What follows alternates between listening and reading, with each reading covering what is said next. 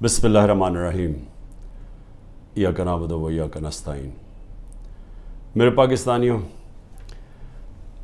جب 70 کی دہائی میں جب میں کرکٹ کھیلتا تھا اور ہم یہاں پاکستانی سوچتے تھے کہ کون سا ملک ہے جو کہ مڈل ایسٹ کے اندر جدھر انسان جائے چھٹیوں کے لیے یا جس کی مثال دی جاتی تھی، تو آج آپ کو حیرت ہوگی سن کے کہ لوگ لبنان کی مثال دیتے تھے۔ آج دبئی کے لوگ بات کرتے ہیں کہ جی چھٹیوں کے لیے دبئی جانا ہے، تو 70 اور کافی دیر تک بلکہ 80 کی دہائی کے شروع میں سب بات کرتے تھے بیروت جانے کا۔ سب سے خوشحال علاقہ تھا، سارے مڈل ایسٹ سے، دبئی سے، یو اے ای سے، سعودی عربیہ سے سب لوگ بیروت کا سوچتے تھے کہ وہ ایک ایسی جگہ تھی جدھر لوگ جاتے تھے، خوشحالی تھی وہاں، ان کی جو سٹینڈرڈ آف لیونگ، ان کا جو پر کیپٹا انکم تھا، اوسط آمدنی، وہ سارے علاقے سے بہتر تھی۔ پھر کیا ہوا؟ آج لبنان دنیا میں غریب ترین ملک بن چکا ہے۔ آج 70% لبنان کی جو آبادی ہے وہ غربت کی لکیر سے نیچے چلی گئی ہے۔ آج لبنان کے اندر جو پیسے والے لوگ ہیں، جو پروفیشنلز ہیں، وہ ملک چھوڑ کے چلے گئے ہیں۔ آج لبنان کے اندر جو لوگ جو فیکٹریاں لگاتے تھے، جو انڈسٹری لگاتے تھے، وہ اپنا پیسہ باہر لے گئے ہیں اور دوسرے ملکوں میں چلے گئے ہیں۔ آج وہ آپ کو دبئی میں ملیں گے، آج ابوظہبی میں لبنان سے لوگ ملیں گے، آج وہ یورپ میں چلے گئے ہیں۔ لیکن لبنان چھوڑ کے وہ لوگ چلے گئے ہیں جو جا سکتے تھے، جو پیسے والے لوگ تھے، جو ہنر تھی جن کے پاس پروفیشن تھا، وہ چھوڑ کے تو چلے گئے ہیں۔ رہ کون گیا ہے؟ وہ لوگ جو باہر نہیں جا سکتے، جو غریب لوگوں کو ویزا نہیں ملتا باہر جانے کا، وہ رہ گئے ہیں۔ اور آج ایک وہ ملک جو خوشحال تھا، آج وہ بالکل وہ ملک بن گیا ہے جس کو لوگ چھوڑ کے جانا چاہتے ہیں۔ میں آج اپنے ملک کی بات کرتا ہوں۔ میں اس لیے یہ کہہ رہا ہوں کہ یہ جو گریس کی سمندر کے اندر جو کشتی ڈوبی ہے، جس میں آپ کہتے ہیں تقریباً 300 پاکستانی تھے، ابھی تک ہمیں پورا پتہ نہیں، کیونکہ وہ انلیگل تھے، وہ ناجائز طریقے سے جا رہے تھے، تو اس کے ابھی تک پوری رپورٹس نہیں آ رہی۔ لیکن جو میں نے ابھی تک پڑھا وہ یہ کہ جو لوگ اس کشتی پہ تھے ان سے مغربی اخباروں نے انٹرویو لیے، ان کے جو لوگ بچے تھے یا جنہوں نے وہاں سے جو یہ آزاد کشمیر سے کئی لوگ گئے ہوئے تھے، تو جب ان کے انٹرویو میں پوچھا گیا، انہوں نے کہا امید ہی ہم کچھ نہیں تھی، ہمیں امید ہی نہیں تھی کہ ہم اپنی زندگی بہتر کر سکتے ہیں۔ اس لیے وہ ساروں نے کیا کیا؟ پیسہ جمع کیا، قرضے لیے، پیسہ جمع کیا، قرضے لیے، پھر ناجائز طریقے سے ان کو یہ کوشش تھی کہ کہیں کسی طرح ہم یورپ میں چلے جائیں، ملک چھوڑ کے کسی طرح نکل جائے، یہاں امید ختم ہو گئی تھی۔ آج صرف جو یہ ہمارے غریب لوگ جن کے پاس اب بے روزگاری بڑھتی جا رہی ہے، آج صرف وہی نہیں صرف چھوڑ کے جا رہا ہے، ہمارے 10 لاکھ پروفیشنل ملک چھوڑ کے چلے گئے اور جا رہے ہیں۔ میں نے اپنے ہسپتال کی مثال اس لیے دی کیونکہ جو کینسر ہسپتال میں اسپیشلسٹ ہوتے ہیں، دنیا میں ڈیمانڈ ہوتی ہے، دنیا میں کہیں جائیں تو جتنے ہم ان کو تنخواہ دیتے ہیں 4-5 گنا زیادہ تنخواہ مل سکتی ہے وہاں۔ تو 10% ہمارے کنسلٹنٹ شوکت خان ہم سے چھوڑ کے چلے گئے ہیں یا جانے والے ہیں، کیونکہ امید چلی گئی ہے ان کو۔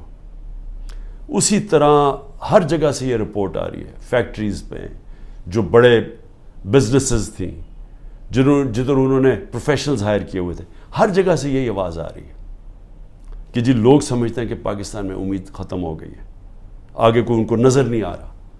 لوگ مشکل وقت برداشت کر لیتے ہیں، ہم روزہ رکھ لیتے ہیں، پتہ کہ شام کو ہم نے روزہ کھولا ہے، بھوکے رہتے ہیں سارا دن۔ اسی طرح لوگوں کو اگر یہ امید ہو کہ آگے جا کے حالات بہتر ہو جائیں گے، وہ کہا ٹھیک ہے یہ مشکل وقت برداشت کر لیتے. لیکن جو حالات اب جا رہے ہیں, لوگوں کی امید جا رہی ہے ملک سے. اور میں یہ جو آج بات کر رہا ہوں, میں اس لیے کر رہا ہوں, وہ جو لوگ آج اقتدار میں بیٹھے ہوئے ہیں, میں ان کے لیے یہ سامنے رکھ رہا ہوں. دو قسم کے لوگ ہیں نا, ایک تو وہ ہیں جو کہ NRO والے ہیں, جنہوں نے اپنے پیسہ بچانا تھا, جو صرف آئے ملک سے اس لیے تھے کہ ان کے اربوں روپے کے اوپر کرپشن کیسز تھے, تو انہوں نے تو NRO لینا تھا. میرے سے بڑی کوشش کی, میرے پیچھے پڑے رہے, پروپیگنڈا کیمپین کرتے رہے, اپنے میڈیا ہاؤسز کے ذریعے میرے خلاف پوری کیمپین چلائی کہ ملک تباہ ہو گیا, مہنگائی بہت بڑھ گئی ہے. تو انہوں نے تو, ان کا مقصد کوئی ملک کی تو بہتری تھی نہیں, کہ ان کا تو پیسہ باہر پڑا, چوری کر کے ملک کا پیسہ باہر لے گئے ہیں. تو یہاں اگر جب روپیہ گرتا ہے تو ان کو تو کوئی فرق نہیں پڑتا, ملک اگر نیچے جائے گا ان کو کیا فرق پڑے گا. آج اگر یہاں لوگوں کی امید ختم ہوتی جا رہی ہے تو یہ ان کو تو کوئی فرق, ان کا پیسہ ہی پہلے باہر پڑا ہوا ہے. تو اس لیے ایک تو یہ ٹائپ ہے, لیکن دوسرے بھی ہیں, وہ ایسے لوگ ہیں جو آج اقتدار میں بیٹھے, جن کا جینا مرنا اس ملک میں. میں تو ان سے آج بات کر رہا ہوں. میں لیبنان کی اس لیے مثال دے رہا ہوں کہ ہم بڑی تیزی سے اس طرف جا رہے ہیں.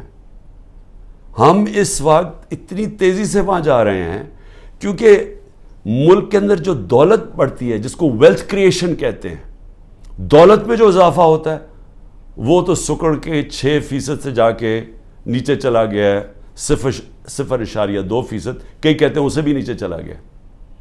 جو انڈسٹری جس کی وجہ سے روزگار ملتا تھا لوگوں کو, انڈسٹری جو ایک ایسی چیز ہے جس کی وجہ سے ٹیکس بڑھتا ہے, کیونکہ دولت بنتی ہے اس میں سے ٹیکس بنتا ہے, ملک کی آمدنی بڑھتی ہے, اس میں سے ایکسپورٹس بڑھتی ہیں, تاکہ آپ جو یہاں ڈالرز ملک میں آئیں.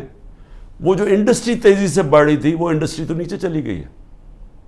ٹیکسٹائل انڈسٹری جو سب سے بڑی ہماری, جس کی وجہ سے ڈالر ملک میں آتے ہیں, ابھی سینٹ ہیئرنگ کے اندر وہ ٹیکسٹائل انڈسٹری والے لوگوں نے سینٹ کے اندر جا کے بتایا ہے کہ 40% پاکستان کی ٹیکسٹائل انڈسٹری بند ہو چکی ہے. 70 لاکھ لوگ جو ٹیکسٹائل انڈسٹری میں کام کرتے تھے وہ بے روزگار ہو گئے ہیں. اور 25% مزید اگر انہوں نے کہا کہ یہ آپ نے نہ کیا, جو قیمتیں آپ نے اتنی چڑھا دی ہیں, بجلی کی قیمت دگنی ہو گئی ہے, گیس کی قیمت کہاں سے کم پہنچ, اگر یہ آپ نے کم نہ کی تو 25% مزید اور بند ہو رہی ہے. اب یہ یاد رکھیں کہ یہ صرف سال پہلے فیصل آباد کے لوگوں سے پوچھیں, مجھے ٹیکسٹائل والے لوگ کہتے تھے کہ ہمیں ٹیکسٹائل کا ورکر نہیں مل رہا. ٹیکسٹائل انڈسٹری بوم کر رہی تھی, ٹیکسٹائل انڈسٹری کی ایکسپورٹس ریکارڈ تھی, اس کی جو وہ ٹیکس دے رہی تھی ہمیں. تو وہ ایک سال کے اندر یہ ملک کدھر سے کدھر گیا ہے کہ میں نے صرف یہ تو ٹیکسٹائل انڈسٹری جب گئی, ایکسپورٹس کم ہوئی, باقی بھی ایکسپورٹس جب کم ہوئی, جو ہمیں ڈالر میں بھیج رہے تھے ریمیٹنسز, جو ورکرز تھے, وہ 13% کم ہو گئی. ہم نے صرف ایک سال کے اندر جو ڈالر ہر سال بڑھ رہا تھا, ہمارے آخری 2-3 سال ڈالر بڑھتے جا رہے تھے, ریمیٹنسز بڑھتی جا رہی تھی, ایکسپورٹس بڑھتی جا رہی تھی, ہر سال بڑھتی جا رہی تھی, ریکارڈ تھی ہماری آخری ایک سال میں. وہ صرف جو ریمیٹنسز میں کمی ہوئی ہے اور جو ایکسپورٹس میں کمی ہوئی ہے, وہ 7.1 ارب ڈالر ہوا ہے. ہم IMF سے 7 ارب ڈالر کا قرضہ مانگ رہے ہیں. اتنا ایک سال کے اندر کمی آ گئی ہے ڈالرز کے اندر آنے میں, اور یہ مزید اور نیچے جا رہا ہے, کیونکہ جتنا جو مارکیٹ میں ڈالر بک رہا ہے اور جو اس کی آفیشیل ریٹ ہے, اس میں جتنا فرق بڑھتا جا رہا ہے, اتنا اور پیسہ بینکنگ چینل سے نہیں آ رہا, یعنی کہ ملک کو اتنا اور کمی ہوتی جا رہی ہے ڈالرز کی. اور جس طرح ہماری انڈسٹری بند ہوتی جا رہی ہے, ڈی انڈسٹریلائز ہو رہا ہے, آگے بے روزگاری بھی بڑھتی جا رہی ہے, اور ہمارا ٹیکس بھی کم ہوتا جا رہا ہے, اور آگے جا کے جو ہمارا ایکسپورٹس جو ڈالرز آنے ہیں وہ مزید اور کم ہوتے جا رہے ہیں. تو ملک میں امید کیوں جا رہی ہے لوگوں کی؟ کیونکہ ان کے پاس اب کوئی راستہ ہی نہیں ہے اس کو چینج کرنے کا. جو کوئی بھی روڈ میپ ہوتا ہے کہ ہاں یہ کرائسس آ گیا, ایسے نکلنا کیسے ہے, سامنے تو ان کے پاس کوئی روڈ میپ ہی نہیں ہے. اوپر سے IMF کے ساتھ سمجھوتا نہیں ہوا. اب یہ بھی سمجھ لیں کہ IMF کے ساتھ سمجھوتے کا کیا مطلب ہے کہ IMF کہ اب ہمارے پاس ہم نے آگے ادائی کرنی ہے ہماری جو قرضوں کے اوپر قسطیں ہیں ڈالرز کی, اب وہ ہمارے پاس ہے ہی نہیں, اور اگر ہم نے ڈالرز نہ دیے تو ڈیفالٹ کر جائے گا. ڈیفالٹ کر گیا تو ابھی پاکستان کی تاریخ میں 38% مہنگائی ہے, تاریخ میں سب سے زیادہ.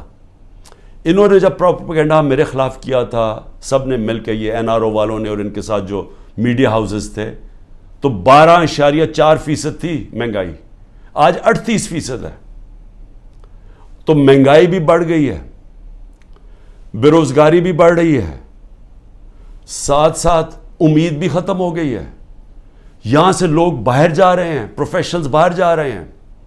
جو ایک ملک کی ریڑھ کی ہڈی ہوتی ہے, جو ملک میں پروفیشنلز ہوتے ہیں, جب وہ چھوڑ کے چلے جائیں تو ملک آگے کیسے بڑھے گا؟ کس نے آ کے انڈسٹری لگانی ہے؟ اور جب روپیہ گرتا جا رہا ہے تو لوگ ڈالرز پکڑ کے بیٹھ گئے ہیں, سرمایہ کاری کس نے کرنی ہے؟ تو آگے تو کوئی امید ہی نہیں ہے.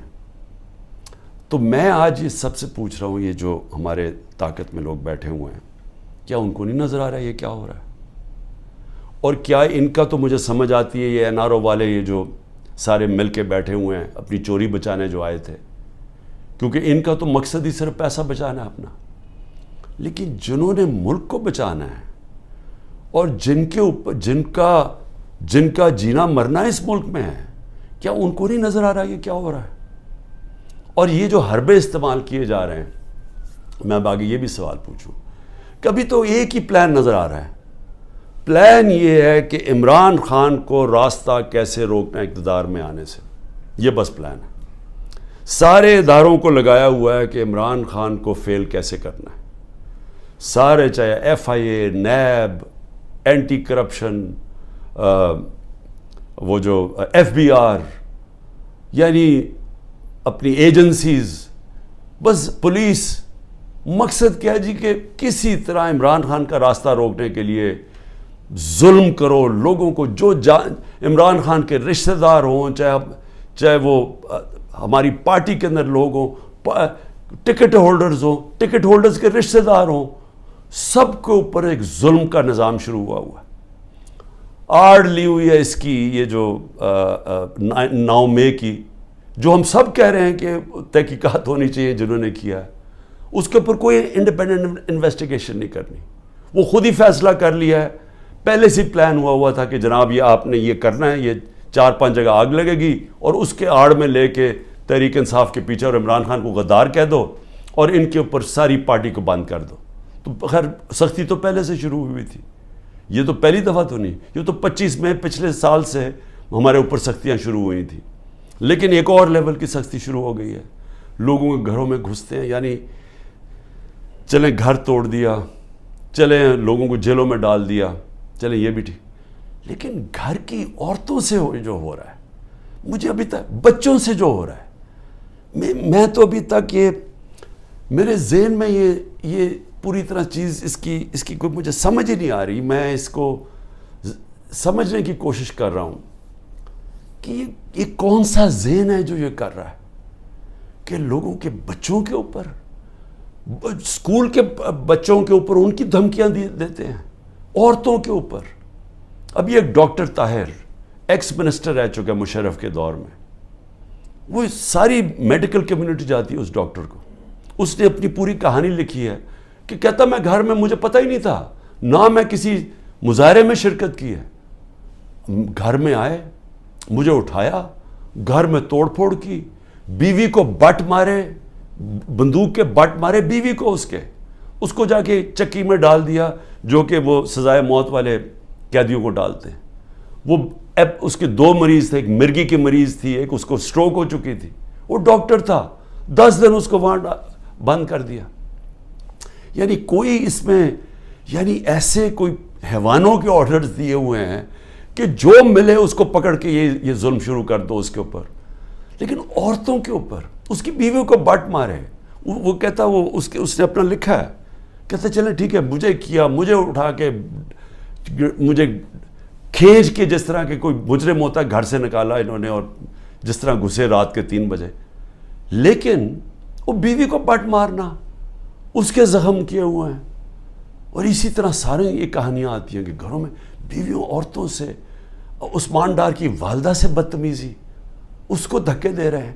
یعنی یہ ہمارا دین تو خیر, یعنی وہ نبی صلی اللہ علیہ وسلم نے وہ ہدایتیں کی ہوئی تھیں کہ مخالفوں کے خلاف جنگ کے دوران, وہ بھی جنگ مخالف کے دوران, مخالف کے ساتھ, نہ ان کی عورتوں کو کچھ ہاتھ لگانا ہے, نہ ان کے بوڑھوں کو, نہ ان کے بچوں کو. یہ ہدایت تھی جنگ کے دوران. تو یہاں تو اپنے لوگوں سے کیا جا رہا ہے.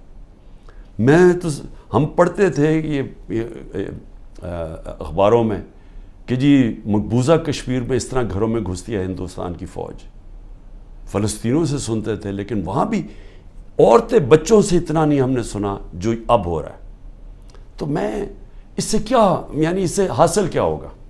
یہ جو ظلم کر رہے ہیں لوگوں کے گھروں میں, گھر توڑ رہے ہیں, بزنسز بند کر رہے ہیں, آگے بے روزگاری ہے, لوگوں کی بزنسز بند کر رہے ہیں, وہ لوگ بے روزگار. اچھا پھر نوکروں کو اٹھا کے لے جاتے ہیں. مجھے ابھی یہ نہیں سمجھ آئی, وہ بیچارے نوکر جو اپنی بیوی بچوں کا پیٹ پال رہے ہیں, ان کو اٹھا کے لے جاتے ہیں اور ان کو مارتے ہیں, ان کے اوپر ظلم کرتے ہیں.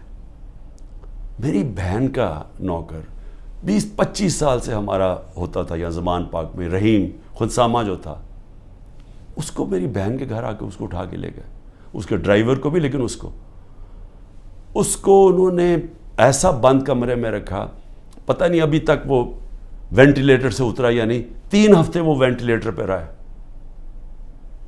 3 ہفتے وہ اپنی زندگی موت کی جنگ لڑتا رہا. تو غریبوں سے بھی ظلم. تو اس سے کیا, اچھا اب اس سے کیا حاصل کیا ہو رہا ہے؟ میرا یہ اگلا سوال ہے. 400 ہمارے ٹکٹ ہولڈرز پنجاب میں جن کو میں نے ٹکٹ دیا, تقریباً 400 ہیں, 40 صرف چھوڑ کے گئے ہیں. سب گھروں سے باہر ہیں, سب چھپے ہوئے ہیں, سب کی بزنسز کے اوپر اٹیک کر رہے ہیں, رشتہ داروں کے اوپر اٹیک کر رہے ہیں, بچوں پہ کر رہے ہیں کہ انہوں نے بچے باہر بھجوا دیے, لیکن وہ چھوڑ نہیں رہے. تو سوال میں یہ پوچھتا ہوں کہ یہ جو ظلم کر رہے ہیں اس سے کیا فائدہ ہو رہا ہے؟ سوائے نفرتیں بڑھنے کے مجھے بتائیں فائدہ کیا ہو رہا ہے؟ جو بھی یہ پالیسی کر رہا ہے نا, اس پہ کوئی عقل نہیں ہے, اس کو کوئی پولیٹکس کی نہیں سمجھ, اس کو تاریخ کی نہیں سمجھ, وہ زیادہ پڑھا لکھا آدمی نہیں ہے, یہ کوئی احمق یہ چیزیں کروا رہا ہے. سوائے نفرت کے بڑھنے کے اور یہ ظلم کرنے کے اس سے فائدہ کیا ہو رہا ہے؟ کیونکہ لوگ تو چھوڑ نہیں رہے. جو چھوڑ کے گئے ہیں, آپ نے یہ نہیں, مجھے نقصان نہیں پہنچایا جو چھوڑ کے گئے ہیں, آپ نے ان کے کریئر ختم کر دیے, آپ ان کی پولیٹکس ختم کر دی ہے. جو چھوڑ کے گیا اس کی پولیٹکس ختم ہے. اور یہ سوال پوچھیں گے کیوں نہیں چھوڑ کے جا رہے؟ ان کو بھی پتہ ہے, ان کو پبلک کا پتہ ہے کہ جس وقت وہ چھوڑ کے گئے پبلک ان کو ووٹ نہیں ڈالے گی, ان کو بھی پتہ ہے. لیکن ان کے اوپر فائلیں بنائی ہوئی ہیں, کئیوں کو چھوڑ دیا جو چلے گئے ہیں. لیکن آگے میں صرف اب آگے پوچھتا ہوں کہ مجھے کیا نقصان پہنچا رہے ہیں؟ مجھے میری بہنوں کے اوپر اور بھی رشتہ داروں کے اوپر انہوں نے کیا ہے, یہ اسی طرح کی سختی کی. سب بیٹھے ہیں, ہم سہ رہے ہیں سب. میرے گھر ابھی تک سیکیورٹی کا جو چیف تھا وہ ابھی تک غائب ہوا ہے, اس کو اٹھا کے لے گئے. یہاں سے وہ آئے بچے بیچارے سوشل میڈیا کے پرسوں, ان کو پکڑ کے لے گئے. وکیل میرا آیا جو اس کا کوئی تعلق ہی پارٹی سے نہیں تھا, وہ اور اس کے ڈرائیور کو اغوا کر کے لے گئے, وہ رات تک اس کو رکھا.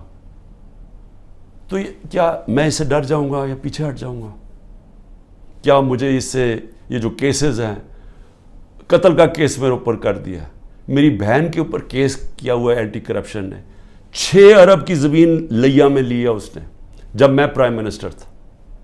یعنی ایسے ڈفر ہیں لوگ, میں واقعی یہ ڈفر ہی ہوں گے. وہ اینٹی کرپشن سے کیس کروایا, وہ اس نے چیک سے پیسے دیے تھے, اور پیسے کتنے تھے؟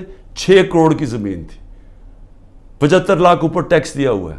وہ چیک سے سارا دیا ہے, وہ چیک کے نمبرز ہیں, چیک کی ڈیٹ ہے, اور وہ کب دیے ہیں وہ میری بہن نے وہ کب یہ پراپرٹی خریدی؟ جب حمزہ شریف پنجاب کا چیف منسٹر تھا، میں پرائم منسٹر ہی نہیں تھا تب. تو اب سوچ لیں کہ یہ کس سطح کے اوپر پہنچ گئے کہ 160 کیسز ہو گئے میرے پر. کیا میں پیچھے ہٹ گیا ہوں؟ کیا میں پیچھے ہٹ جاؤں گا؟ میں تیار بیٹھا ہوں. مجھے پورا پتا ہے کہ انہوں نے جیل کا پلان بنایا، میں تیار ہوں جیل کے لیے. لیکن اس سے کیا ہوگا؟ جب میں جیل چلا جاؤں گا ڈسکوالیفائی کر دیں گے مجھے. اتنے کیسز ہیں، کبھی بھی کر سکتے ہیں. اس سے کیا ہوگا؟ یہ میری آج بات یاد رکھ لیں، کیونکہ آپ کو پولیٹکس کی سمجھ نہیں ہے. یہ پولیٹیکل انجینئرنگ بار بار فیل ہو چکی ہے. یہ جو آپ کرنے جا رہے ہیں، میری ذرا سن لیں بات. مجھے آپ ڈسکوالیفائی کریں گے، میں جیل میں ڈالو گے، تب بھی پی ٹی آئی جیتے گی. تحریک انصاف کا ووٹ بینک بڑھتا جا رہا ہے. یہ ظلم کی وجہ سے اور لوگ ہمارے ساتھ آ گئے ہیں. لوگ چھوڑ اس لیے نہیں رہے، لوگوں کو بھی پتہ ہے، نیچے سے پتہ ہے، پبلک ان کے ساتھ کھڑی ہے. ورکر کیوں نہیں چھوڑ کے جا رہا؟ ورکر جیلوں سے نکلتا ہے، اس کو سوچیں بری طرح رکھتے ہیں. وہ عدالت میں جاتا ہے، تحریک انصاف زندہ باد کے دائرے نکالتا ہے. وہ کیوں نہیں چھوڑا؟ کیونکہ قوم جب ایک نظریے کے ساتھ کھڑی ہو جائے، آپ ڈنڈے مار کے ان کو نظریہ نہیں ان سے نکال سکتے. یہ جو بھی پالیسی بنائی ہوئی ہے ظلم کرنے کی، یہ فیل ہو گئی ہے. یہ پالیسی کامیاب نہیں ہو سکتی. آپ جب بھی الیکشن کروائیں گے، میرے سے آج لکھ کے لے لیں، تحریک انصاف سویپ کرے گی. بلکہ آپ نے پی ڈی ایم کا جنازہ نکال دیا ہے. آپ نے ان پارٹیز کو بالکل جو رہی صحیح کسر رہی ختم کر دی ہے. یہ اب الیکشن ہی نہیں لڑنے کے قابل. یہ وہ الیکشن کوشش کریں گے، وہ جو ابھی کراچی کے اندر وہ جو میئر کا الیکشن ہوا ہے، اس ٹائپ الیکشن. وہ میئر کا الیکشن تو ہو سکتا ہے انڈائریکٹ. جب جنرل الیکشن ہوگا اس ملک میں 25 کروڑ لوگوں کا، وہ کوئی کنٹرول نہیں اس کو کر سکتا. جب بھی آپ الیکشن کروائیں گے ہارنا ہے. لیکن یہ ملک کا کیا بن رہا ہے؟ میں تو صرف اس لیے آج پوچھ رہا ہوں، میں بار بار ڈائلاگ کی بات اس لیے کرتا ہوں، مجھے اپنے ملک کی فکر پڑی ہوئی ہے، مجھے اپنی فکر نہیں ہے. کیونکہ جو بھی آپ کریں گے، مجھے یہ اللہ، جب قوم ساتھ کھڑی ہے تو مجھے کس چیز کی فکر ہے؟ لیکن ملک کی فکر ہے. کیونکہ ملک، ہم لیبنان کی طرف تیزی سے جا رہے ہیں. ہمارا ملک تیزی سے نیچے جا رہا ہے. اور سب سے خوفناک، جب ایک قوم کے لوگوں کی امید ختم ہو جائے. اور یہ جو بات کی خواجہ آصف نے اوورسیز پاکستانی کی، یہ میری بات یاد رکھنا کہ جب بھی یہ ملک انشاءاللہ ایک دن ہم کھڑا کریں گے، اوورسیز پاکستانیز کے کندھوں کے اوپر کھڑا ہوگا. اس نے اتنی سٹپڈ بات کی کیونکہ اس میں کم عقل کا آدمی ہے. اس نے یہ کہا کہ جناب وہ جنازے صرف دفنانے آتے ہیں یہاں. اس کو یہ نہیں پتا کہ جب خواجہ آصف اور نواز شریف اور زرداری جیسے لوگ اس ملک کے اوپر بیٹھے ہوں گے تو وہ اس ملک کے اندر کبھی اپنا پیسہ انویسٹ نہیں کریں گے، سرمایہ کاری نہیں کریں گے. وہ لوگ ہیں، وہ تب اس ملک کے اندر پیسہ لے کے آئیں گے جب رول آف لا آئے گا، جب اس ملک میں انصاف کا نظام ٹھیک ہوگا، جب عدالتوں کے اوپر ان کو اعتماد ہوگا، جب ان کو یہ پتا ہوگا کہ جب ان کا جو سرمایہ کاری کریں گے تو یہاں کا عدالتی نظام ان کو تحفظ دے گا، ان کی سرمایہ کاری کو. یا تو سپریم کورٹ کا فیصلہ نہیں مانتی گورنمنٹ، یا تو عدالتوں کے فیصلے نہیں مانتی، پولیس ہی نہیں مانتی ان کے فیصلے. کس نے پیسہ لے کے آنا ہے پاکستان؟ تو وہ پھر اپنے جنازے ہی دفنائیں گے نا یہاں. اصل میں پیسہ پڑا ہوا ہے. ورکرز ہمارے ریمیٹنسز آتی ہیں ہماری مڈل ایسٹ سے، سعودی عربیہ سے، یو اے ای سے سب سے زیادہ. لیکن جو سرمایہ کاری سب سے زیادہ آئے گی وہ آئے گی امریکہ، یورپ سے اور برطانیہ سے، کیونکہ ان کے پاس اصل پیسہ پڑا ہوا ہے. صرف 16,000 پاکستانی امریکن ڈاکٹرز کی جو ورتھ ہے وہ $200 ارب ہے. تو جب ہم ماحول ٹھیک کریں گے تو وہ پیسہ آئے گا. یہاں تو جنگل کا قانون ہے. یہاں جو حالات دیکھ رہے ہیں، یہاں تو لوگ چھوڑ کے جا رہے ہیں ملک. تو پیسہ کس نے لے کے آنا ملک میں؟ تو ہم تو وہ چیزیں کر رہے ہیں جس سے ملک کو ہم تباہی کی طرف دھکیل رہے ہیں. ہم تو وہ دشمنوں کا کام کر رہے ہیں سکل پاکستان میں. اس لیے میں آخر میں کہتا ہوں، ابھی بھی وقت ہے، بات چیت کریں. اگر تو آپ کے پاس کوئی گیم پلان ہے کہ عمران خان کو اگر ہم نکال کے تو ہمارا ملک ٹھیک ہو جائے گا، وہ مجھے بتائیں، میں پیچھے ہٹ جاتا ہوں. لیکن اگر گیم پلان صرف یہ ہے کہ عمران خان راستے سے ہٹ جائے کیونکہ یہاں لوگوں کو اپنی ذاتی فائدے نظر آ رہے ہیں، لوگ اپنے NRO مل جائے گا لوگوں کو، یا لوگوں کو اپنی پوزیشنز کی فکر پڑی ہوئی ہے، اگر صرف اس لیے عمران خان کو ہٹانا ہے تو عمران خان تو راستے سے نہیں ہٹے گا. عمران خان بیٹھا ہے یہاں، جو کرنا کرو. لیکن ملک، ہمارا ملک کبھی بھی معاف نہیں کرے گا. یہ تاریخ نوٹ کر رہی ہے جو لوگ کر رہے ہیں اس ملک کے ساتھ، جو انہوں نے حکومت گرا کے سازش کے تحت جو کیا ہے ملک کے ساتھ، یہ سارا تاریخ کا حصہ بن گیا ہے اور یہ قوم بھولے گی نہیں ان کو. پاکستان پائندہ باد.